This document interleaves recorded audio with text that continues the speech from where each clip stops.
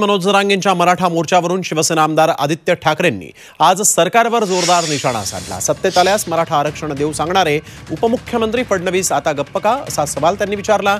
अमावस्या पौर्णिमेला मुख्यमंत्री गावी का जातात? राज्यात गंभीर परिस्थिती असताना फार्म हाऊसवर मजा सुरू असते, अशी टीका आदित्य ठाकरेंनी केली। वरळी मतदारसंघात पाहणीसाठी आले असताना ते बोलत होते।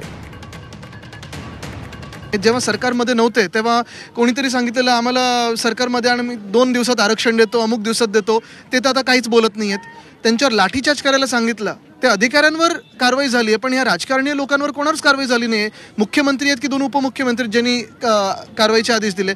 आणि तिसरी महत्त्वाची गोष्ट म्हणजे एवढी सगळी मोठी घडामोड महाराष्ट्रात होत असताना मुख्यमंत्री स्वतःच्या फार्म हाऊसवर, जिथे रस्ते नाही आहेत पण 2-2 हेलिपॅड आहेत, अशा ठिकाणी गेलेले आहेत। आणि आम्हाला कळत नाही की अनेकदा ते कधी कधी डायवॉर्सला जातात सुट्टीवर, कधी फार्म हाऊसला अमावस्या पौर्णिमा, कधी ह्या 2 दिवसातून जात असतात, कशासाठी माहीत नाही, पण काय नक्की तिथे करतात हा एक प्रश्न आहे। कारण मोठा एक विषय आला की ते गुपचूप निघून जातात।